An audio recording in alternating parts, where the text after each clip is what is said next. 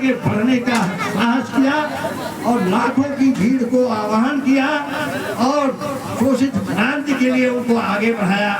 और हमेशा हमेशा के लिए लगता था दिल्ली की कुर्सी भी हिलने लगी थी, उत्तर प्रदेश की भी कुर्सी हिलने लगी थी। और षड्यंत्र करके उस समय तत्कालीन प्रधानमंत्री इंदिरा गांधी हुआ करते थे, षड्यंत्र करके अगर जगदेव को मारा नहीं गया बिहार से कांग्रेस खत्म हो जाएगी।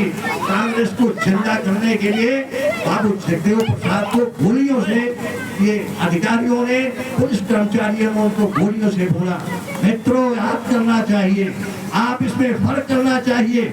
उन्होंने भी कहा था हमारे गरीब लोग 3 किलो अनाज से मजदूरी करते हैं, हलवाही करते हैं, और नेता हमारे बीच का एक कार और भगड़े पर वो हलवाही करता है। कार और भगड़े पर हलवाही करने वाला व्यक्ति हमारे महान सपूतों की तुलना में कहीं टिक सकता है? नहीं। इसको फर्क करने की आवश्यकता है। अगर आपने फर्क नहीं किया, ये संघर्ष करने वाले, मेहनत करने वाले, गरीब बस्तियों में मीटिंग लगाने वाले, तमाम गालियों को सहने वाले, तमाम कठिनाइयों को सहते हुए इन्होंने जो कारवां को आगे बढ़ाने का संकल्प लिया, इनके मन पर क्या बीतेगा? हमको इनको आगे बढ़ाने की आवश्यकता है। और इनकी जब तक ये नहीं बढ़ाएंगे, इनका मनोबल आगे नहीं बढ़ेगा, तब तक क्रांति आगे नहीं बढ़ सकती है। महामना वर्मा जी, उन्होंने जो दुनिया के सबसे बड़े दार्शनिक थे, सबसे बड़े फिलासफर थे, उन्होंने धर्म की परिभाषा दिया।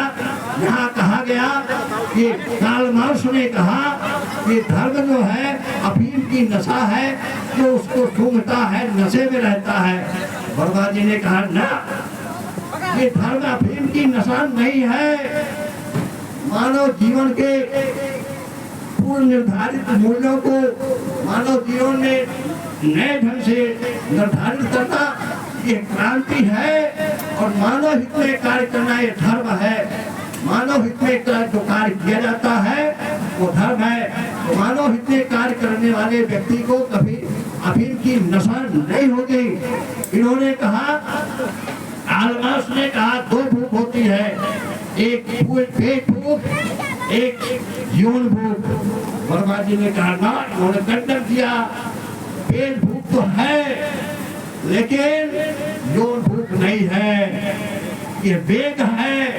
पेट खत्म होने पर खत्म हो जाता है, और पेट में जब कोई अनाज जाता है, कोई राशन जाता है, कोई आप खाते हैं तो पेट भूख मिटती है, लेकिन यौन भूख नहीं है, वेग है।